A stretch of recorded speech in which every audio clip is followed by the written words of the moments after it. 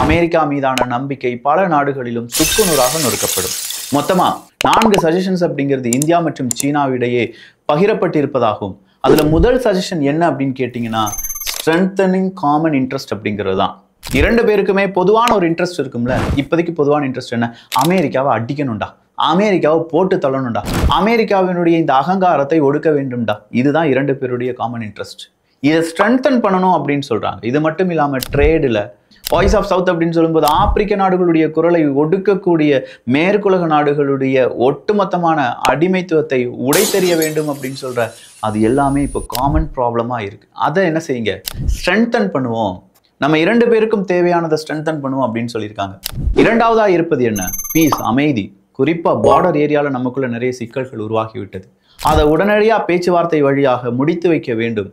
இப்படியே நீண்டுகிட்டே போச்சுன்னா 2 நாடுகளும் கடைசி வரையிலும் நண்பர்களாகவே இருக்க முடியாது அப்படிங்கிறத மீண்டும் உறுதிப்படுத்தியிருக்காங்க. அப்ப இதுதான் இரண்டாவது ஆப்ஷன். முதல் ஆப்ஷன் ஸ்ட்ரென்தனிங் காமன் இன்ட்ரெஸ்ட், இரண்டாவது ஆப்ஷன் பார்டர்ல இருக்கக்கூடிய சிக்கல், பீஸ் எப்படி உருவாக்கலாம் அப்படிங்கிறது, மூணாவது அவங்க கொடுத்திருக்கக்கூடிய ஆப்ஷன் அப்படிங்கிறது டிஸ்பியூட், நமக்குள்ள இருக்கக்கூடிய டிஸ்பியூட்டை எப்படி ஓவர் கம் பண்றது. இதை வரையறுப்பதற்காக நாம் என்ன செய்யணும்? 2 நாடுகளும் உட்கார்ந்து பேச வேண்டும். அதை சொல்லியிருக்காங்க. நான்காவதா சொல்லியிருக்காங்க ஏஷியன் செஞ்சுரி. இதை நம்ம அப்படிதான் பார்க்கணும். 2 ஏசியன் நாடுகள் வளர வேண்டுமே தவிர விரோதமா இருக்கக்கூடாது, வன்மம் நிறைந்த நாடுகளாக இருக்கக்கூடாது. நம்ம இந்த நூற்றாண்டை ஏசியன் நூற்றாண்டாக மாற்ற வேண்டும் அப்படின்னு சொல்லியிருப்பதும் இங்கே நமக்கு தெரிய வேண்டிய செய்தி தான்.